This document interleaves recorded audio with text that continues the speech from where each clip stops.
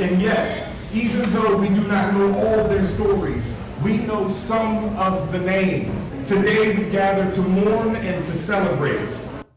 Coming up on News Live at 6, a group of students holding a pro-Palestinian demonstration, those in attendance and their sentiments. And small businesses in Syracuse, the Lunar Arts Love Market showcases local artists from the area.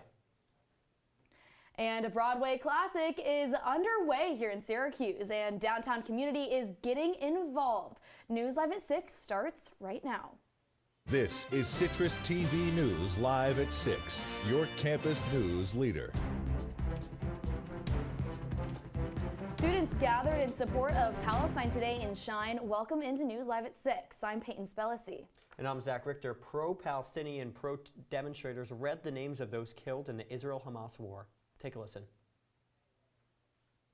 Hisham Muhammad Sulaiman al-Asqar, 23. Magda Muhammad Abdul Majid al-Asqar, 22.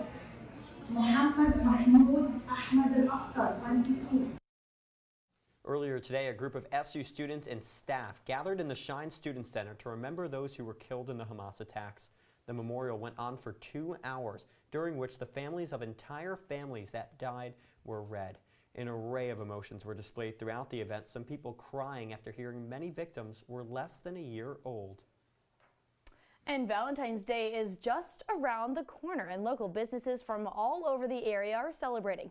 Our Tyler Oldano joins us from the Emerald Cocktail Kitchen tonight, where the event just has gotten underway. Tyler, what are some items that are catching your eye right now? I'm so glad you're asking. If I have to choose one item, it'd have to be this wonderful knitted beanie by Knitting with Dana. It's so beautiful. It's so soft. Oh my goodness, I wish you guys could feel this with the screen right now, but sadly, you can't. This isn't the only kind of object that's being offered at the Love Market today. We have plenty of other different items that are being all sold by local small businesses in the area. And now to tell us more about it, we have the local organizer. Say hi. And first off, can you tell me, what are some of the items that you can find at this Love Market today? So today we have jewelry, we have candles, we have macaroons, we have the knits, different custom clothes, and you can get a love reading right over here with our tarot reader. So we have a bunch of different items up here, perfect for Valentine's Day and Love Month in general. Wonderful. And how often are events like this run? So there are a bunch of different event runners in Syracuse. The art markets are starting to get bigger. So usually about once a month you will see an art market from me, but there are many other event planners too that are doing local business markets. So all this is going to support local small businesses in the area? Yes. So every single person here is either from Syracuse or the Syracuse area, and they make all their goods here. Wonderful. And if people can't make it to the event tonight, are there going to be any more in the near future? Yes, there's another one on February 11th, and that's going to be in downtown Syracuse in the City Hall Commons atrium. So we'll have 25 vendors at that one. That'll be quite large. Alrighty, thank you so much for speaking with us today. Thank you. Well, you guys heard it. I'm going to take some time to enjoy this event myself. Back to you all in the studio.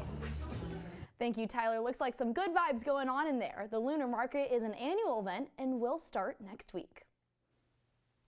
And a Broadway classic is making its way to Syracuse, and as Citrus TV's Dylan Brendel explains, the entire downtown community is getting involved. From Baltimore to Syracuse, the musical Hairspray is underway at the Landmark Theater, but the impact of the show goes beyond the historic theater walls. And some of those classics that have been on Broadway for a long time, those really do drive big numbers here. Popular shows bring life to downtown Syracuse, thanks to themed specials at local businesses. Employees at Sweet on Chocolate can see it.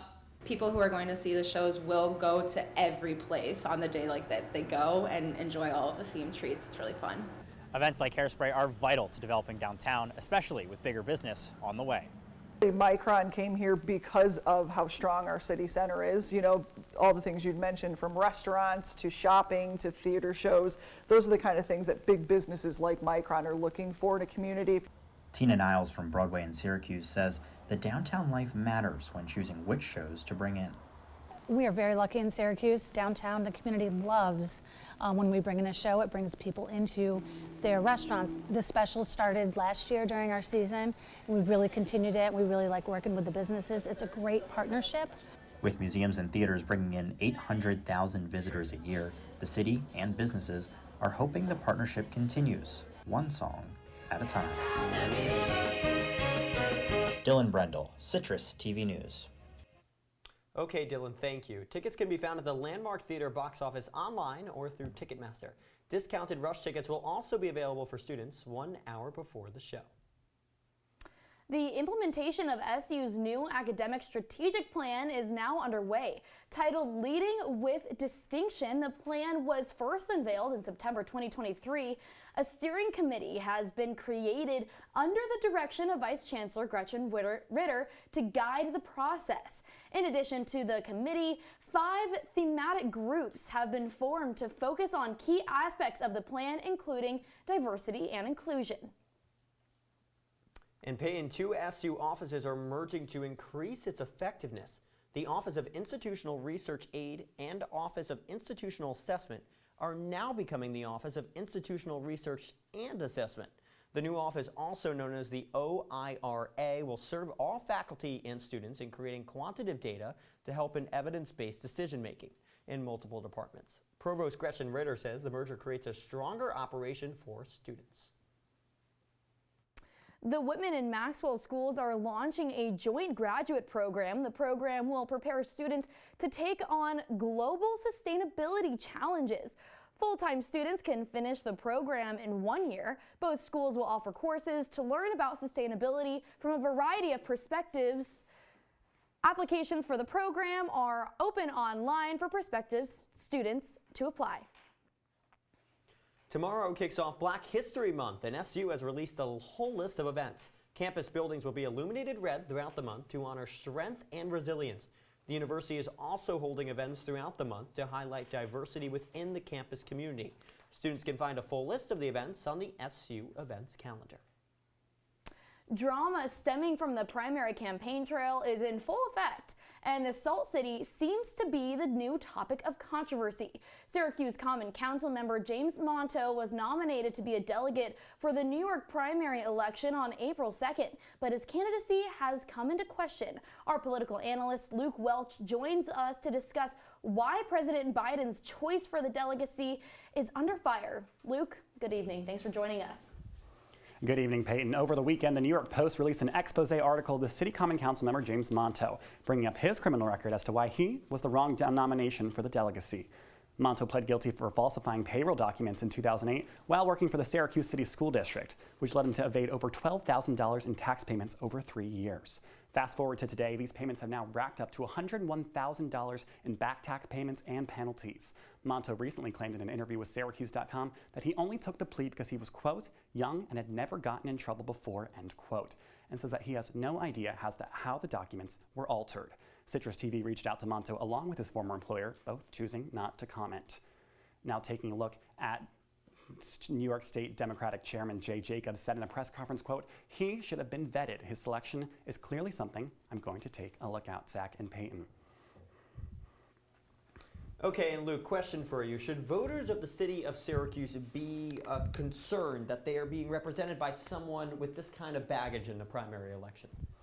Well, that's a tough question to ask because it's interesting that the New York Post decided to publish this article now. Monto has already served as a delegate in 2020, and there's no issues with that state primary or with the general election of New York in general. So it's tough to say that there would be any suspecting issues we could see from Monto. Coming back to the 315, he has worked with the school district that he has allegedly stole from actually at the Syracuse City School District, but there's been no issues since 2008. So it seems that attendees of the Syracuse City School District and relatives of those attendees need not to worry. And Luke, the primaries are on many minds right now. Will this nomination have any effect on the upcoming primary? Well, it seems like Biden is safe in New York for the primary nomination and for the general election. So it seems like even small mistakes like these won't be too impactful. But if we take a look at whose decision it actually is to nominate these delegates, is it President Biden? Isn't it Kathy Hochul? Like people are saying, well, it's actually not. It's local and state bodies, state government bodies that nominate these delegates. And the delegacy is more just an honor position. There's not a lot of real merit to it. So it seems like the position itself is safe. For now, Citrus TV will have more updates on this story with breaking details, but for now, I'm Luke Welch, Peyton, and Zach. Back to you.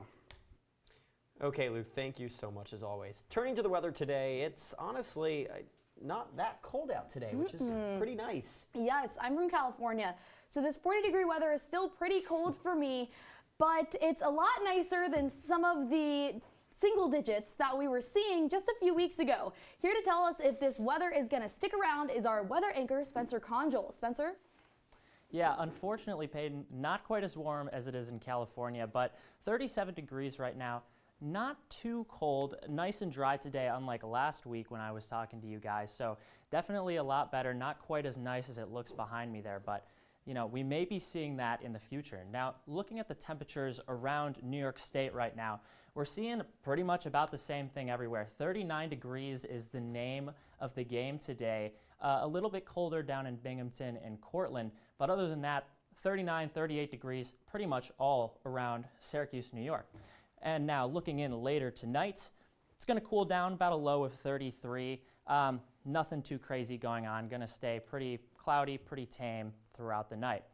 Back to you guys. Spencer, thanks so much. And that weather is not only affecting us, but it's also affecting your car. The salt is affecting the roads.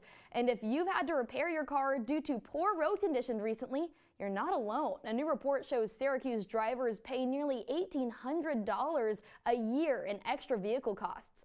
The report comes from a national transportation research nonprofit saying 30% of government-maintained roads are in poor condition. The road issues are not exclusive to Syracuse, though. The nonprofit says the total vehicle operating cost in New York State is nearly $37 billion. A transgender track and field athlete is making headlines tonight. Shady Skriner set 2 new records for RIT and has earned a Liberty League Women's Track and Field Performer of the Week award. The sophomore's success has gotten attention nationwide, and multiple people and organizations took to X to denounce her win. Former University of Kentucky swimmer Riley Gaines is one of these people. Gaines is known for her past criticism on transgender athletes competing with athletes of the same gender identity. She writes, quote, "The thing that never happens happened again." Gaines is referring to a 2022 study saying there is a less than 1% difference between the performances of a trans woman and cisgender athletes. And Zach, lawmakers are working on a new legislation to enhance emergency medical services across the state. The New York State Association of Counties joined lawmakers to work on a package that would increase EMS operations in rural communities. The legislation will allow local governments to create and fund county EMS services and provide financial incentives for workers in the field. Governor Kathy Hochul recently agreed to a proposal that could make it easier for migrants to get temporary jobs in state government. The Civil Service Commission has voted to approve the measure. The measure says typical application requirements like proof of high school diploma and proficiency in English would be dropped. The legislation is part of an effort to increase a new shrinking New York State workforce. And New York State will expand its legal definition of rape. Governor Kathy Hochul has signed a bill into law broadening its definition. The legislation adds various forms of non-consensual sexual contact into what is classified as rape. The new changes will make it easier for LGBTQ+ people to hold perpetrators of sex crimes accountable. Today we're bringing the language of the law in line with what survivors have been forced to endure. We're reassuring survivors that when they walk into a police station or approach the witness stand, the full weight of the law of the state of New York is behind them. It's behind them now going forward. Coming up on News Live at 6, laser pointers are causing a major distraction for airlines, the harmful effects of these lasers, and what this means for airlines. Plus, the U.S. announcing they are suspending a relief fund. Find out which one after the break. You're watching Citrus TV News, your campus news leader, and we'll be right back. Welcome to an excellent episode of Live from Studio B.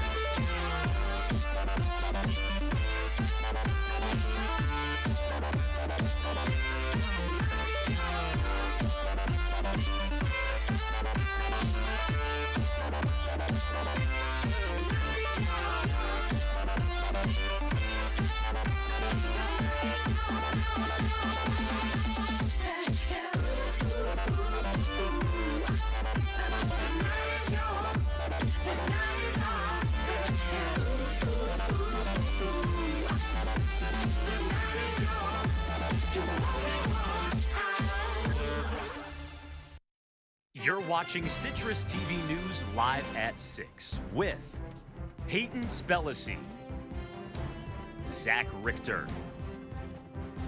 and Spencer Congel. Now, your campus news leader continues.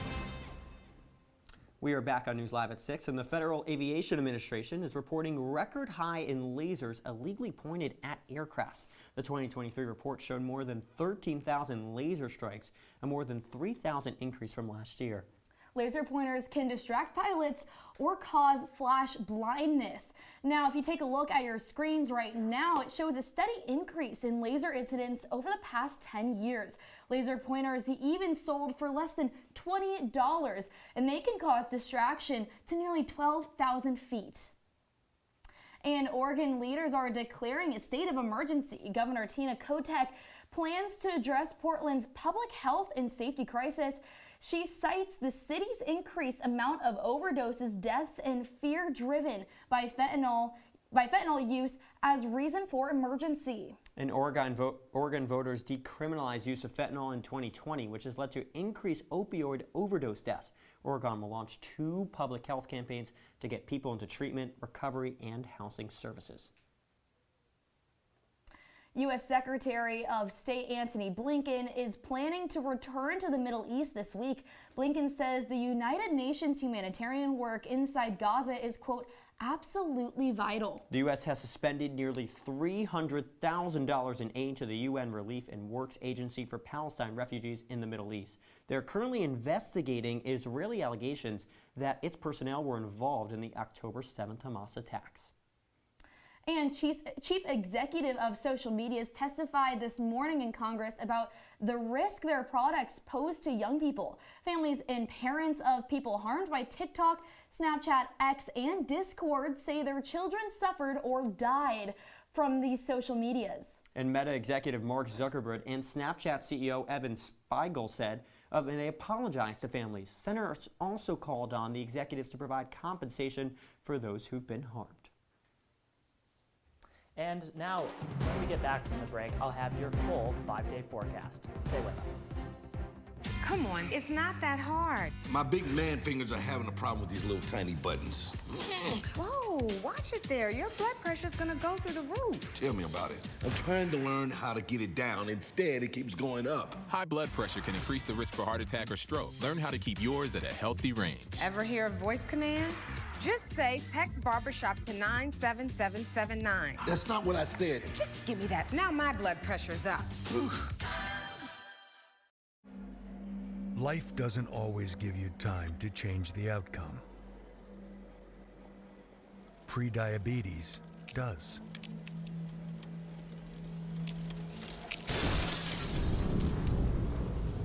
One in 3 adults has prediabetes.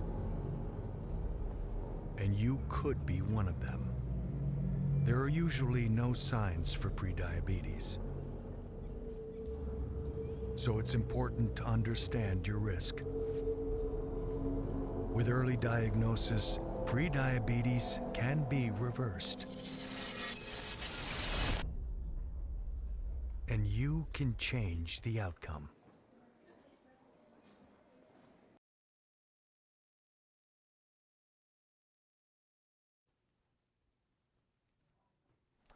All right, welcome back to News Live at 6. I'm here with your weather forecast. As you can see on the radar, not too much going on around the northeast of the United States. There's a little bit of weather above and below, but it's going to miss us for the next 2 days, so that's good for us.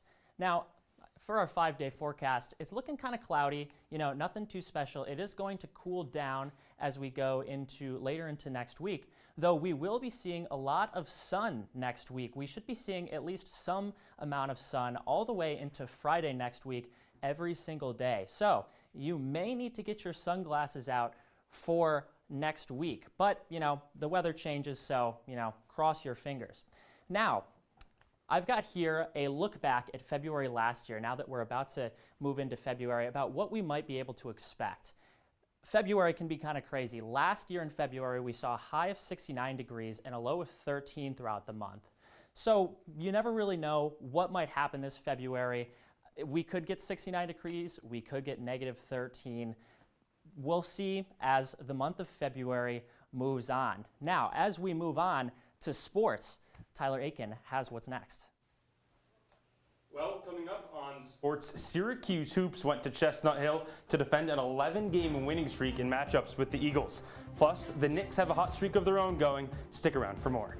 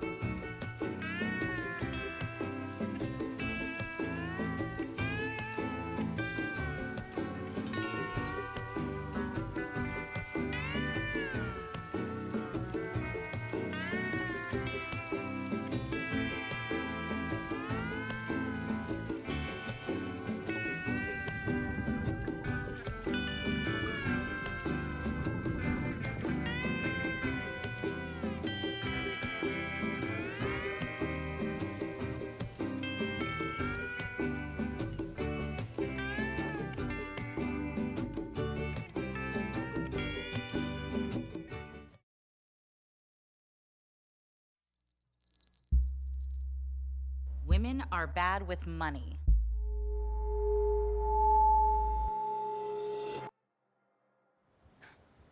That's what the world's been saying for centuries. But now, we've got something to say. Save it. Save the old-fashioned advice, the empty excuses. It's all worthless, unlike us. To our fellow females, it is time to save ourselves by saving our money. Contributing to our futures, investing in our independence. Until we're no longer 80% more likely than men to live in poverty in retirement. So again, we say to that, save it. The falsehoods, the feelings of fault, then the funds. Learn how to save for your retirement at wesaysaveit.org. And now, your CitrusTV Sports Report. Syracuse men's basketball has dominated Boston College as of late. But did that continue yesterday? Welcome into sports. I'm Tyler Aiken. SU has won 11 straight over BC dating back to 2018. For context, the top song on the charts at the time was God's Plan by Drake, and Nick Foles had just led the Eagles to a Super Bowl win over the Patriots. So yeah, it's been a while. That winning stretch for the Orange included a 10-point win a few weeks ago. Let's take a look at how the rematch went down yesterday. Syracuse coming off a 12-point win over NC State on Saturday, but started slow yesterday. A turnover there by Judah Mintz, and that turned into easy points for the preseason All-ACC pick, Quinton Post, getting it done in the post. Now, the Orange did get back on top after that, 14-11, but then Prince Aligbe, with a fake inside and then a floater, kept BC in it. And so there was an unlikely contributor for the Orange, and that was center Peter Carey. Coming into the game, had 6 points all season, but an alley-oop dunk there and another finish inside almost doubled his season production on the game. But after that, Syracuse would fall down. J.J. Starling put up 2 points. After that, 21 straight by BC. So now Syracuse needed to put together a comeback. Quadir Copeland puts 2 on the board to try, but here comes the dagger. Claudell Harris Jr. puts Syracuse away, and Coach Autry was overall pretty happy with the effort despite the loss.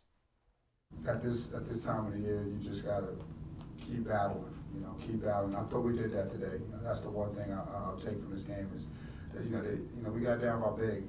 They could have got away from us, and these guys, kept battling. And it was the first time we've done that in a while.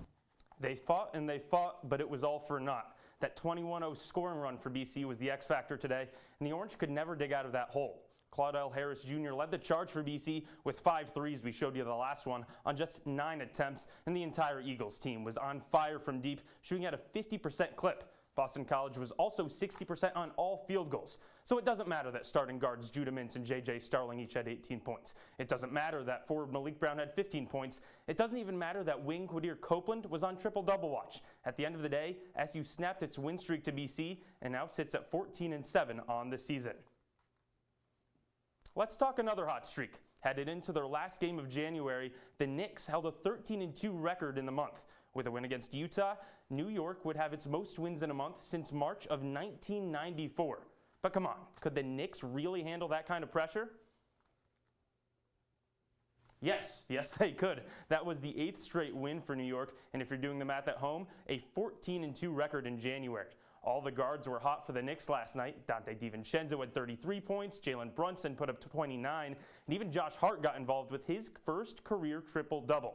That kind of production was needed given the fact that both starting forwards were out, Julius Randle and OG Anunoby. They're both expected to return soon, and they'll be rejoining a team that now has sole possession of 3rd place in the Eastern Conference. That's all I've got for sports. Back to Peyton and Zach.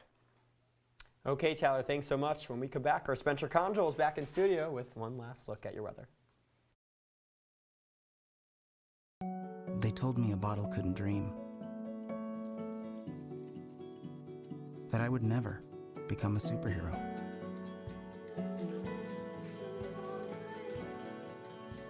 But I learned how to fly. Just to come back in a new disguise. And be the hero that I've always wanted to be.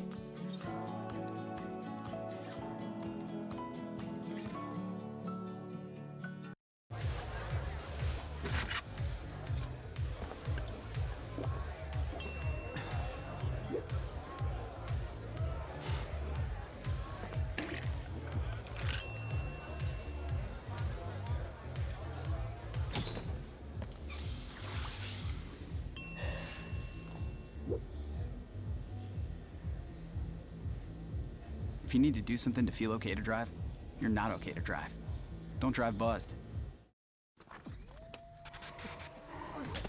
Multiple studies have shown that marijuana can slow both driver reaction and response time, which can be really dangerous. He's here. He's here. Wait. What? I can't drive. Why? My. Oh.